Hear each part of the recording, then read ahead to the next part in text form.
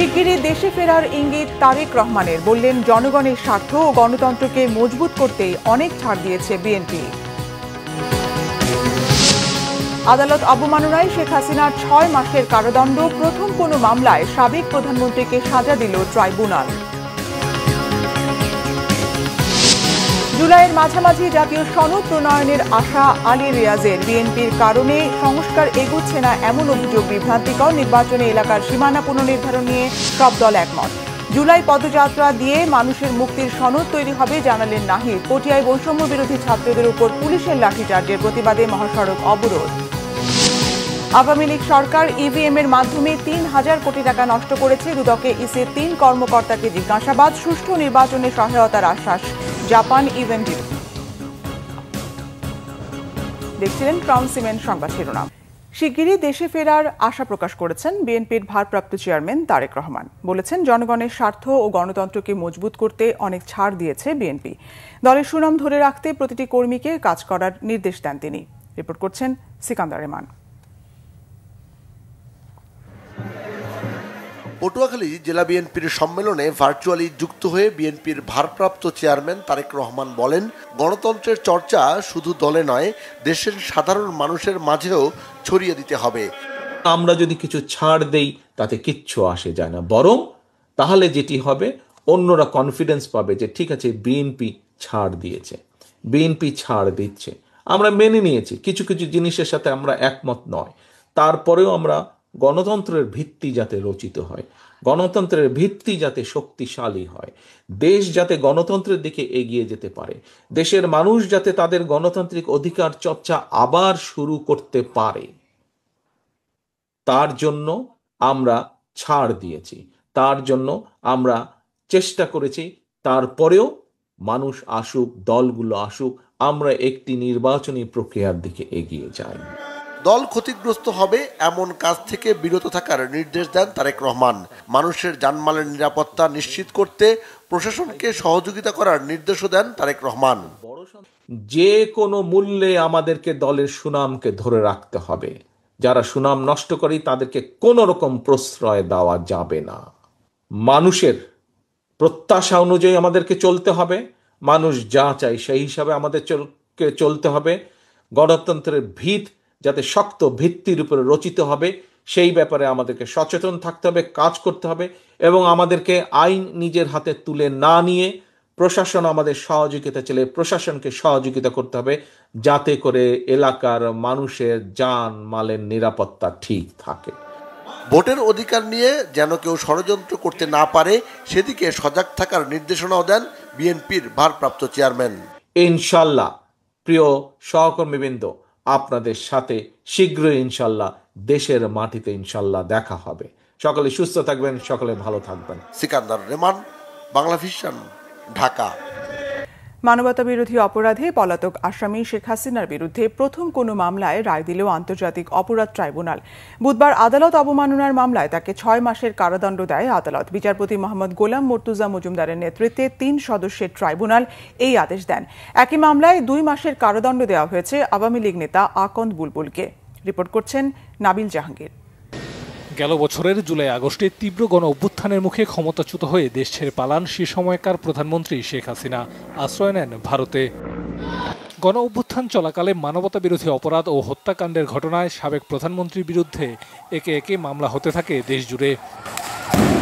সেই ধারাবাহিকতায় গেল অক্টোবর গাইবান্ধার যুবলীগ নেতা বুলবুলের সঙ্গে শেখ হাসিনার ফোনালাপ ভাইরাল হয় সামাজিক যোগাযোগ মাধ্যমে। সেখানে 227 মামলার প্রসঙ্গ উল্লেখ করে সমসংখ্যক বাদীকে হত্যার লাইসেন্স পাওয়ার কথা বলেন শেখ হাসিনা। আমি বলছি সবাই তালিকা করো, তোমরাও তালিকা করো, কারণ অন্তত 227 জনকে মারার লাইসেন্স পেয়ে গেছি। সেই ঘটনার পরিপ্রেক্ষিতে আদালত অবমাননার অভিযোগ তোলা হয় ট্রাইব্যুনালে। ফরেনসিক পরীক্ষায় সেই ফোনালাপটির সত্যতাও পাওয়া যায়। ফলে শুনানি শেষে বুধবার এই মামলার রায় ঘোষণা করেন ট্রাইব্যুনালের চেয়ারম্যান বিচারপতি গোলাম মর্তুজা মজুমদারের নেতৃত্বাধীন 3 সদস্যের ট্রাইব্যুনাল 1।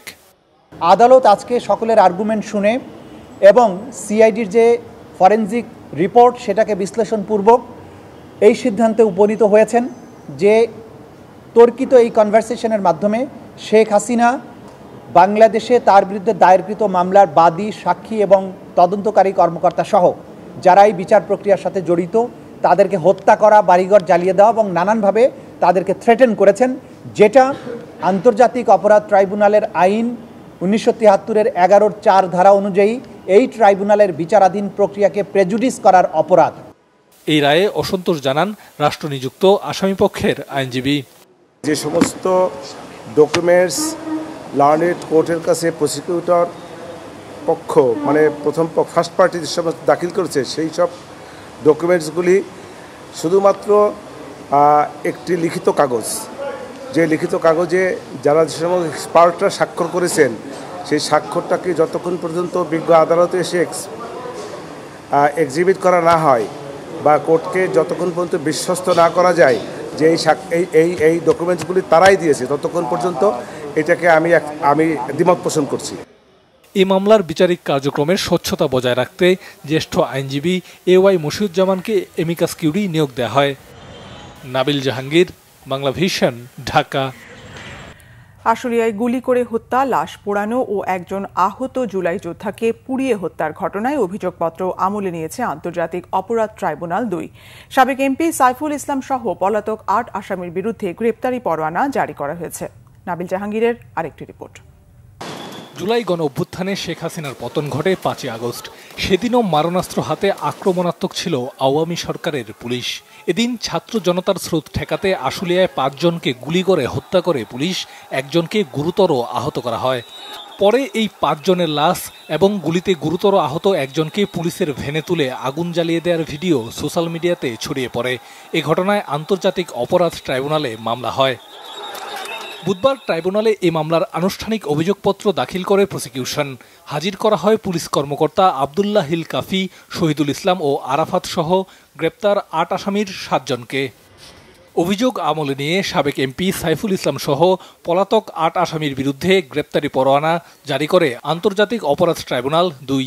আজকের এই মামলায় 2টি পার্ট। একটি হলো সাবেক প্রধানমন্ত্রী শেখ হাসিনা, সাবেক স্বরাষ্ট্রমন্ত্রী এবং আইজিপি, এই 3 জনের বিরুদ্ধে ট্রাইব্যুনাল 1-এ সেপারেট ট্রায়াল চলছে এবং বাকি এই 16 জনের বিরুদ্ধে ট্রাইব্যুনাল 2-এ আজকে যে ফরমাল চার্জ দাখিল হলো তার মধ্যে আলাদা বিচার প্রক্রিয়া শুরু হলো।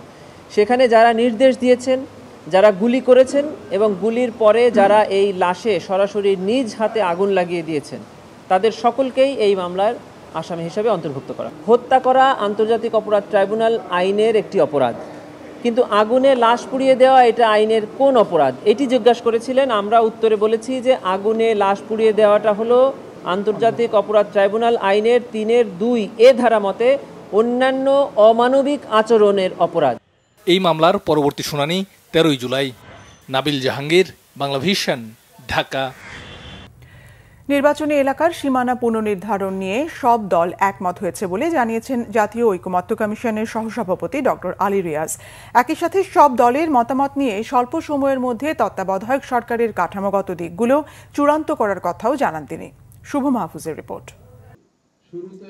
রাজধানীর ফরেন সার্ভিস একাডেমিতে জাতীয় ঐকমত্য কমিশনের সঙ্গে রাজনৈতিক দলগুলোর দ্বিতীয় পর্যায়ের 8ম দিনের আলোচনা হয়। এদিনের আলোচনার বিষয় ছিল নির্বাচনী এলাকার সীমানা নির্ধারণ, তত্ত্বাবধায়ক সরকার এবং রাষ্ট্রপতির ক্ষমার বিষয়ে। রাষ্ট্রপতির ক্ষমার বিষয়ে কোনো আলোচনা না হলেও এদিন নির্বাচনী এলাকার সীমানা পুনর্নির্ধারণে সব দলেই একমত হয়েছে।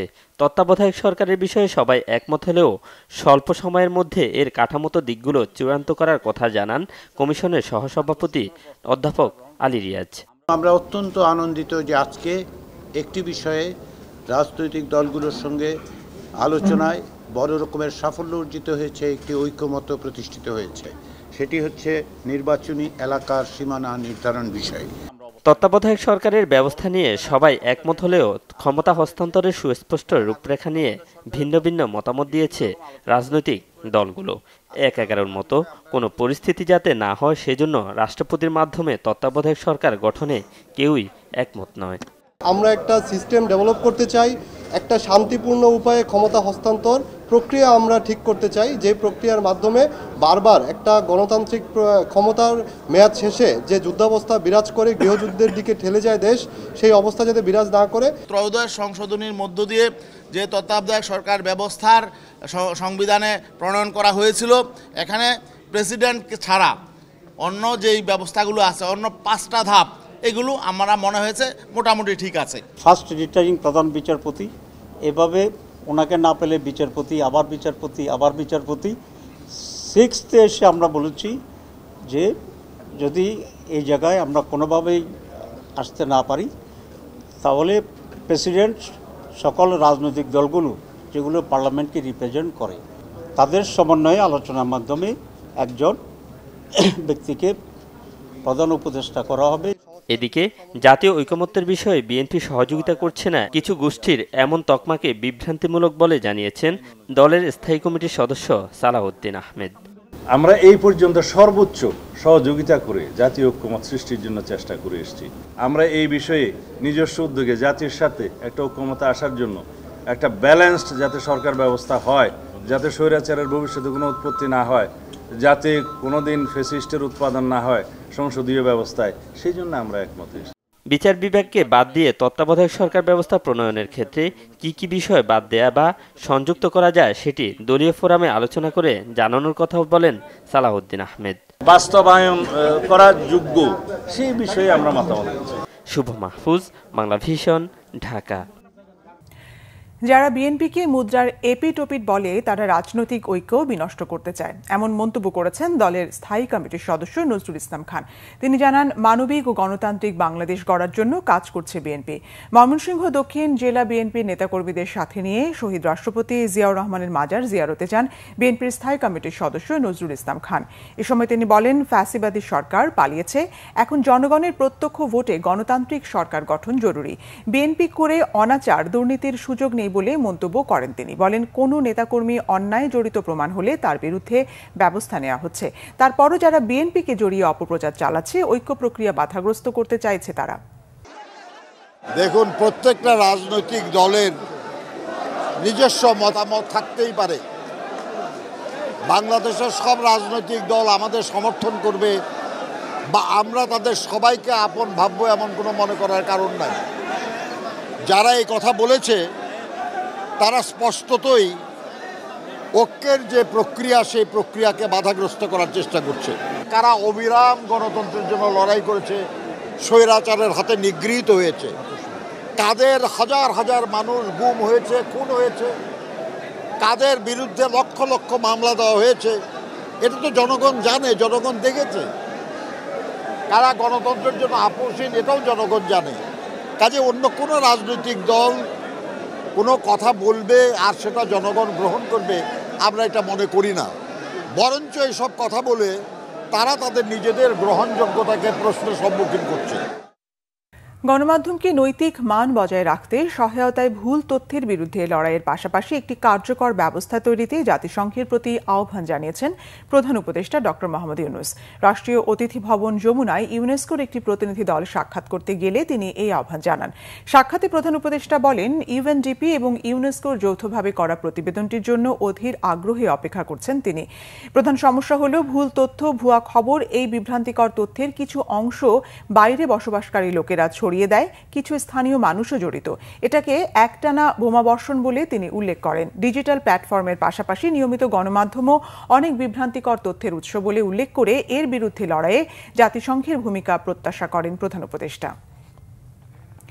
জুলাই পদযাত্রার মধ্য দিয়ে মানুষের মুক্তির সনদ তৈরি হবে বলে মন্তব্য করেছেন জাতীয় নাগরিক পার্টি এনসিপির আহ্বায়ক নাহিদ ইসলাম। সকালে কুড়িগ্রামে দলের পদযাত্রায় গিয়ে কথা বলেন তিনি। নাহিদ ইসলাম বলেন, এখনো লড়াই শেষ হয়নি। জুলাই আন্দোলনে ফ্যাসিস্টের পতন হলেও ফ্যাসিস্ট ব্যবস্থা রয়ে গেছে, রয়েছে মাফিয়াতন্ত্র, সন্ত্রাস, দখলদারিত্ব। লড়াই চলমান রাখতে ও নতুন দেশ গঠনে গণ অভ্যুত্থানের নেতৃত্বে একটি নতুন রাজনৈতিক দল এনসিপি গঠন করা হয়েছে। স্বাধীনভাবে দেশের নাগরিক হিসেবে সকল সুযোগ সুবিধা ভোগ ও সকল অধিকার বুঝে নিতে হবে বলে জানান নাহিদ ইসলাম। এই ফ্যাসিবাদী স্বৈরাচারী ব্যবস্থা বিলোপের জন্য এক দফার ঘোষণা করেছিলাম। সেই ফ্যাসিস্ট সরকারের পতন হলেও সেই ফ্যাসিস্ট ব্যবস্থা কিন্তু রয়ে গেছে। সেই মাফিয়াতন্ত্র, সেই সন্ত্রাস, সেই দখলদারিত্ব কিন্তু রয়ে গেছে। ফলে আমরা মনে করি আমাদের এই লড়াই শেষ হয়নি। সেই লড়াই চলমান রাখার জন্যই, নতুন দেশ গঠনের জন্য আমরা আপনাদেরকে আহ্বান জানাচ্ছি যে গণ অভ্যুত্থানের নেতৃত্ব একটি নতুন রাজনৈতিক দল গঠন করেছে জাতীয় নাগরিক পার্টি। এই জাতীয় নাগরিক পার্টি গঠিত হয়েছে যে বাংলাদেশের মানুষকে যাতে আর দাস হয়ে না থাকতে হয়। এদিকে চট্টগ্রামের পটিয়ায় এনসিপি ও বৈষম্য বিরোধী ছাত্র আন্দোলনের নেতাকর্মীদের সঙ্গে পুলিশের সংঘর্ষের প্রতিবাদে পটিয়া ব্লকেড কর্মসূচি পালন করেছে বৈষম্য বিরোধী ছাত্র আন্দোলন। সকাল 10টায় পটিয়া থানার সামনে এই কর্মসূচি পালন করেন তারা। এর আগে মঙ্গলবার রাতে বৈষম্য বিরোধী ছাত্র আন্দোলনের নেতাকর্মীরা পটিয়া কেন্দ্রীয় শহীদ মিনার এলাকা থেকে ছাত্রলীগের এক নেতাকে আটক করে পটিয়া থানা চত্বরে নিয়ে যায়। ওই ছাত্রলীগ নেতার নামে মামলা না থাকায় পুলিশ তাকে গ্রেপ্তার না দেখিয়ে নিজেদের হেফাজতে রাখে। এতে ক্ষুব্ধ নেতাকর্মীদের সঙ্গে পুলিশের বাগবিতণ্ডা হয় এবং এক পর্যায়ে সংঘর্ষের ঘটনা ঘটে। এতে উভয় পক্ষের অন্তত 10 জন আহত হয়েছেন। আওয়ামী লীগ সরকার নির্বাচনের জন্য ইলেকট্রনিক ভোটিং মেশিন ইভিএম এর মাধ্যমে রাষ্ট্রের ৩,০০০ কোটি টাকারও বেশি নষ্ট করেছে। এমন অভিযোগে নির্বাচন কমিশনের ৩ কর্মকর্তাকে জিজ্ঞাসাবাদ করেছে দুদক। সাবেক প্রধান নির্বাচন কমিশন AKM নুরুল হুদার সময় ৩,৮২৫ কোটি ২৪ লাখ টাকা ব্যয়ে ইভিএম প্রকল্প চালু করে নির্বাচন কমিশন। প্রতিটি ইভিএম কিনতে খরচ হয় 2,35,০০০ টাকা। মেশিনগুলো কমপক্ষে 10 বছর সার্ভিস দেওয়ার কথা থাকলেও তার আগেই নষ্ট হয়েছে অধিকাংশ। ক্ষমতার পালাবদলে ইভিএম প্রকল্পের বাস্তব চিত্র দেখতে চলতি বছরের জানুয়ারিতে অভিযানে যায় দুদক। তখন হদিস মেলেনি ১৬০০ মেশিনের, বাকিগুলো নিম্নমানের অকার্যকর, যার প্রেক্ষিতে নির্বাচন কমিশনের তৎকালীন টেকনিক্যাল শাখার কর্মরত ৩ কর্মকর্তাকে বুধবার জিজ্ঞাসাবাদ করেছে দুদক। অভিযোগের সাথে যারা সম্পৃক্ত থাকবেন তাদেরকে জিজ্ঞাসাবাদের জন্য ডাকা এবং তাদেরকে জিজ্ঞাসাবাদ করা, এগুলি আমাদের অনুসন্ধান তদন্তকারী কর্মকর্তার রুটিন ওয়ার্ক। বাংলাদেশে অবাধ, সুষ্ঠু ও অংশগ্রহণমূলক নির্বাচন আয়োজনে গুরুত্বপূর্ণ সহযোগী হিসেবে কাজ করবে জাপান ও ইউএনডিপি। সকালে নির্বাচন কমিশনের সঙ্গে দ্য ব্যালট প্রকল্পের চুক্তি স্বাক্ষর অনুষ্ঠানে এসব কথা বলেন বাংলাদেশে নিযুক্ত জাপানি রাষ্ট্রদূত ও ইউএনডিপির আবাসিক প্রতিনিধি। জাতীয় নির্বাচনে কমিশনের প্রাতিষ্ঠানিক ও কারিগরি দক্ষতা বৃদ্ধির জন্য 695 মিলিয়ন জাপানি ইয়েন সহায়তা করার কথাও জানায় অংশীজনেরা। ত্রয়োদশ জাতীয় সংসদ নির্বাচনকে সামনে রেখে নির্বাচন কমিশন নিয়মিত সভা করছে দেশি বিদেশি বিভিন্ন সংস্থা ও অংশীজনদের সাথে। বুধবার দুপুরে নির্বাচন কমিশন ভবনে ইউএনডিপি ও ঢাকায় নিযুক্ত জাপান রাষ্ট্রদূত ও তাদের প্রতিনিধিদের সাথে বৈঠক করেন প্রধান নির্বাচন কমিশনার। এ সময় জাপান দূতাবাস, নির্বাচন কমিশন ও ইউএনডিপির মধ্যে একটি চুক্তি স্বাক্ষর অনুষ্ঠিত হয়, যাতে বাংলাদেশে অবাধ, নিরপেক্ষ ও সুষ্ঠু নির্বাচনে তারা নির্বাচন কমিশনকে কারিগরি দক্ষতা বৃদ্ধিতে সহায়তা করবে। বৈঠক শেষে জাপানি রাষ্ট্রদূত ও ইউএনডিপির প্রতিনিধি গণমাধ্যমে কথা বলেন। বাংলাদেশের গণতান্ত্রিক পথে এক গুরুত্বপূর্ণ সন্ধিক্ষণে রয়েছে বলে মন্তব্য করেন ঢাকায় নিযুক্ত ইউএনডিপির আবাসিক প্রতিনিধি স্টেফেন লিলার। This assistance, Japan reaffirms its commitment to supporting the people of Bangladesh in realizing their democratic aspirations. We sincerely hope that this partnership will contribute to strengthening electoral institutions and fostering trust in the democratic process of this country. I want to express a special gratitude to the government and the people of Japan. You're not only a great friend to Bangladesh, but you are a great friend to the United Nations and the United Nations Development Program, supporting our work across the world in the region and also here in Bangladesh. এদিকে নির্বাচন কমিশনের জাতীয় পরিচয়পত্র সংশোধনী নিয়ে গণমাধ্যমে কথা বলেন নির্বাচন কমিশনের সিনিয়র সচিব আক্তার আহমেদ। বলেন, গত 6 মাসে জাতীয় পরিচয়পত্র সংশোধনের জন্য 9,84,536টি আবেদন জমা পড়ে। এর মধ্যে 9,07,662টি আবেদন নিষ্পত্তি হয়েছে। পয়লা জানুয়ারি থেকে 30/6/2025 তারিখ পর্যন্ত আমাদের মোট কারেকশনের আবেদন হয় 9,84,356টা। এর মধ্যে আমরা 9,07,662টা আবেদন সম্পূর্ণ নিষ্পত্তি করেছি। আমাদের কাছে অনিষ্পন্ন আছে এটা 76,694টা। আগামীতে পরিচয়পত্রে সংশোধনীর ভোগান্তি আরও কমে আসবে বলেও জানান তিনি। ওবায়দুল্লাহ মামুন, বাংলা ভিশন, ঢাকা। অর্থ উপদেষ্টা ডক্টর সালেউদ্দিন আহমেদ জানিয়েছেন, ডিসেম্বরের মধ্যে ব্যাংক খাতে বড় সংস্কারগুলো করা হবে, তবে গ্রাহকদের টাকা ফেরত দিতেই হবে। রাজধানীতে SME foundation ERF media award অনুষ্ঠানে অর্থ উপদেষ্টা আরও জানিয়েছেন, অর্থের অপচয় হতে দেবে না অন্তর্বর্তী সরকার। এনবিআর এর বিষয়টি IMF-কে অবহিত করা হয়েছে বলেও জানান তিনি। গোলাম মানুল হাসানের রিপোর্ট। অন্তর্বর্তী সরকার দায়িত্ব নেবার পর বারবার আলোচনায় আর্থিক খাত সংস্কার, সাথে ডুবতে বসা ব্যাংকিং খাতও। এখন দুর্বল ব্যাংকগুলো চাহিদা মতো টাকা দিতে পারছেন না গ্রাহকদের। এরই মধ্যে বেশ কয়েকটি ব্যাংক একীভূতকরণের প্রক্রিয়াও রয়েছে।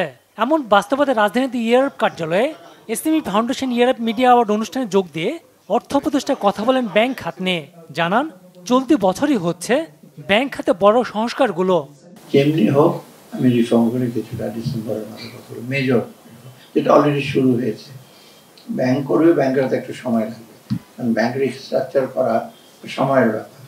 মানে দুর্বল ব্যাংক কী করবে এগুলো, এবং অ্যাসেটগুলো কী করবে। আরেকটা জিনিস ব্যাংকের প্রবলেম হচ্ছে যারা ডিপোজিটার তাদের টাকা দিতেই হবে, এটা হলো ফার্স্ট প্রিন্সিপাল, এটা ফেরত দিতে হবে। এটা হ্যাঁ কোথেকে দেবো, আমরা অলরেডি বাজেটে টাকা রেখে দিই। অর্থ উপদেষ্টা বলেন, ব্যাংক কর্মকর্তা বাদ বিচার করে লোন দেন না, এ কারণে ব্যাংক খাতে এত বেশি খেলাপি। ব্যাংকাররা বেশিরভাগই সেই কনভেনশনাল ব্যাংকার, তারা বিরাট একটা অঙ্কের টাকা নিয়ে শেয়ারের পাশে বলবে, একজনকে 10 কোটি টাকা দিয়ে দিল, ব্যাস আদায় হলো আর না হলো ওদের তার পারফরমেন্স হলো। এনবিআরের ব্যাপার আপনারা জানেন, এই রিপোর্টিংয়ে আমাদের অনেক ঝামেলা হয়েছে। IMF এর মিটিং আগে, ওয়ার্ল্ড ব্যাংকের মিটিং আগে, তা আমাকে চিঠি লিখতে হয়েছে পার্সোনালি। সচিব চিঠি লিখেছে, ওয়ার্ল্ড ব্যাংক ভাইস প্রেসিডেন্ট বলে সচিবের চিঠি আমি কগনিজেন্সে নেব না। পলিসি মেকার, ফাইন্যান্স অ্যাডভাইজারকে লিখতে হবে যে আমার committee. I had to write a letter. অনুষ্ঠানে এসএমই ফাউন্ডেশনের চেয়ারপারসন মুশফিকুর রহমান বলেন, টেকসই উন্নয়নের জন্য এসএমই খাতে পর্যাপ্ত বরাদ্দ প্রয়োজন।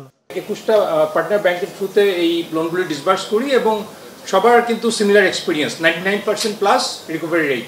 এসএমই খাতের সেরা প্রতিবেদনের জন্য অনুষ্ঠানে বিজয়ীদের মাঝে পুরস্কার তুলে দেন অর্থ উপদেষ্টা। গোলাম মনিরুল হাসান, বাংলা ভিশন, ঢাকা। 6 মাসের জন্য চট্টগ্রাম বন্দরের নিউ মুরিং কন্টেইনার টার্মিনালের দায়িত্ব পাচ্ছে নৌবাহিনী। পরে এই বন্দর পরিচালনার দায়িত্ব বিদেশি প্রতিষ্ঠান ডিপি ওয়ার্ল্ডকে দেয়া হবে বলে জানিয়েছেন নৌ পরিবহন উপদেষ্টা অবসরপ্রাপ্ত brigadier general M Sakhawat Hossain. এ নিয়ে সন্দেহের কিছু নেই জানিয়ে উপদেষ্টা বলেন, দেশের ক্ষতি করে কোনো চুক্তি করবে না সরকার। অন্তর্বর্তী সরকার দেশ বিক্রি করতে আসেনি বলেও মন্তব্য করেন তিনি। জিয়াউল হক সবুজের রিপোর্টে বিস্তারিত। দীর্ঘ প্রায় 1.5 যুগ ধরে চট্টগ্রাম বন্দরে নিউ মুরিং কন্টেনার টার্মিনাল পরিচালনা করছে দেশীয় প্রতিষ্ঠান সাইপ পাওয়ারটেক। প্রতিষ্ঠানটির সাথে এ বিষয়ে করা বন্দর কর্তৃপক্ষের চুক্তির মেয়াদ শেষ হচ্ছে আগামী 7 জুলাই। চুক্তি শেষ হওয়ায় বন্দর ব্যবস্থাপনা আরও উন্নত ও স্বচ্ছ করতে নতুন পরিকল্পনা সরকারের।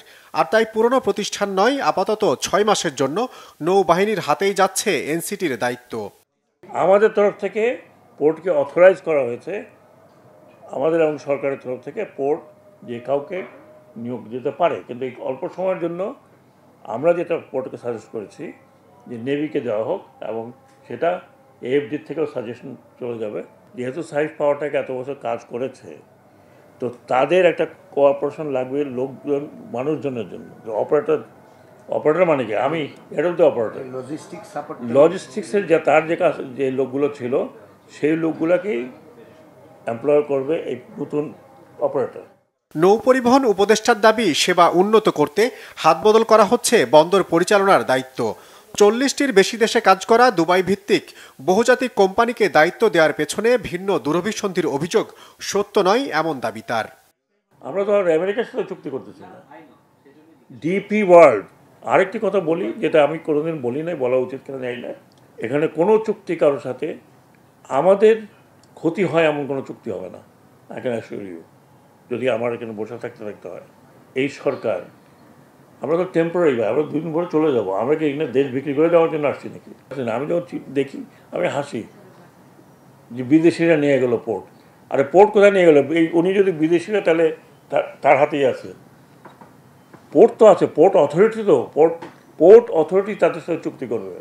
অস্থায়ীভাবে দায়িত্ব বদল হলেও বন্দরে কর্মরত কারো চাকরি যাবে না বলে আশ্বস্ত করেন নৌ পরিবহন উপদেষ্টা। আন্দোলন প্রত্যাহারের পরও চট্টগ্রাম বন্দরের কাস্টমস কমিশনার বরখাস্ত হওয়া প্রসঙ্গে তিনি জানান, কেউ কাজ বন্ধ রেখে পুরো দেশকে জিম্মি করলে এনবিআর এমন সিদ্ধান্ত নিতেই পারে। জিয়াউল হক সবুজ, বাংলা ভিশন, ঢাকা। যথাযথ আইনি প্রক্রিয়া মেনে স্থানীয় সরকার উপদেষ্টা আসিফ মাহমুদ অস্ত্রের লাইসেন্স পেয়েছেন বলে জানিয়েছেন কৃষি ও স্বরাষ্ট্র উপদেষ্টা অবসরপ্রাপ্ত লেফটেন্যান্ট জেনারেল জাহাঙ্গীর আলম চৌধুরী। রাজধানীর ফার্ম গেটে বাংলাদেশে কৃষি গবেষণা কাউন্সিল মিলনায়তনে কৃষি মন্ত্রণালয়ের প্রকল্পগুলোর সার্বিক অগ্রগতি নিয়ে এক অনুষ্ঠান শেষে সাংবাদিকদের কথা বলেন জাহাঙ্গীর আলম চৌধুরী। জানান, সম্প্রতি কুমিল্লার মুরাদনগরে ধর্ষণ এবং ভোলাই নির্যাতনের ঘটনায় জড়িত সবাইকে ঘটনার সাথে সাথে আইনের আওতায় আনা হয়েছে। এছাড়া কৃষি নিয়ে তিনি বলেন, সবজি সংরক্ষণের জন্য সারা দেশে ছোট বড় 100টি কোল্ড স্টোরেজ তৈরির কাজ করছে সরকার।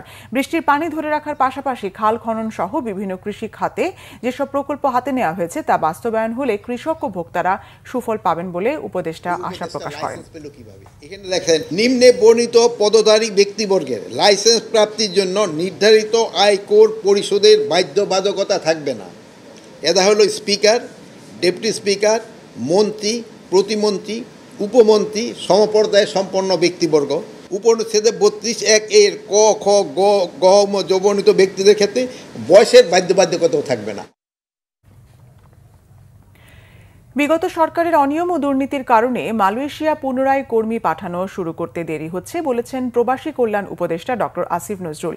রাজধানীতে এক সেমিনারে কথা বলেন তিনি। আসিফ নজরুল বলেন, মালয়েশিয়ায় কর্মী পাঠাতে স্বচ্ছতা আনতে বিদ্যমান চুক্তি সংশোধনের চেষ্টা করা হচ্ছে, কারণ আগের চুক্তির মাধ্যমেই শ্রমবাজারটিতে দুর্নীতি হয়েছিল। জানান, আগামী 5 বছরে জাপানে অন্তত 1 লাখ বাংলাদেশি কর্মী কাজে যাওয়ার সুযোগ রয়েছে। এজন্য দেশটিতে কর্মী পাঠাতে আলাদা সেল করা হয়েছে। উপদেষ্টা বলেন, বারবার চুক্তি করার পরও আমলাতান্ত্রিক জটিলতা, সমন্বয়হীনতা ও দক্ষ কর্মী তৈরি করতে না পারার কারণে জাপানি প্রত্যাশা অনুযায়ী কর্মী পাঠানো যাচ্ছে না বলে মন্তব্য করেন সংশ্লিষ্টরা। শেখ হাসিনা গভর্নমেন্টের আমলে ওনারা কেন রাজি হয়েছে এটা তো আপনারা বুঝতেই পারছেন, এবং এটা একটা ব্যাপক দুর্নীতির সুযোগ করেছিল। এখন ওনারা যে এমওইউটা স্বাক্ষর করে গেছে, এমওইউ একটা চুক্তি, এই চুক্তি আমাদের উপর একটা আপনার বোঝার মতো হয়ে দাঁড়িয়েছে। আমরা এটাকে পরিবর্তন করার চেষ্টা করছি। শেষ করব সংবাদ ক্রাউন সিমেন্ট শিরোনামগুলো আরেকবার জানিয়ে। শিগগিরই দেশে ফেরার ইঙ্গিত তারেক রহমানের, বললেন জনগণের স্বার্থ ও গণতন্ত্রকে মজবুত করতেই অনেক ছাড় দিয়েছে বিএনপি। আদালত অবমাননায় শেখ হাসিনার 6 মাসের কারাদণ্ড, প্রথম কোনো মামলায় সাবেক প্রধানমন্ত্রীকে সাজা দিল ট্রাইব্যুনাল। জুলাইয়ের মাঝামাঝি জাতীয় সনদ প্রণয়নের আশা আলী রিয়াজের, বিএনপির কারণে সংস্কার এগুচ্ছে না এমন অভিযোগ বিভ্রান্তিকর, নির্বাচনী এলাকার সীমানা পুনর্নির্ধারণ নিয়ে সব দল একমত। জুলাই পদযাত্রা দিয়ে মানুষের মুক্তির সনদ তৈরি হবে জানালেন নাহিদ। পটিয়ায় বৈষম্য বিরোধী ছাত্রদের উপর পুলিশের লাঠিচার্জের প্রতিবাদে মহাসড়ক অবরোধ। আওয়ামী লীগ সরকার ইভিএম এর মাধ্যমে 3,000 কোটি টাকা নষ্ট করেছে, দুদকে ইসির 3 কর্মকর্তাকে জিজ্ঞাসাবাদ। সুষ্ঠু নির্বাচনে সহায়তার আশ্বাস জাপান ইভেন্টিপির। এ ছিল এখনকার মতো। পরের সংবাদ রাত 10:30টায়, 9টায় রয়েছে নিউজ 20। দেখার আমন্ত্রণ রইল। এছাড়া বাংলাভিশন সংবাদ ও সংবাদ সংশ্লিষ্ট অনুষ্ঠান দেখতে ভিজিট করুন www.bbnews24.com ও facebook.com/banglavishannews এবং সাবস্ক্রাইব করুন youtube.com/banglavishannews। ধন্যবাদ।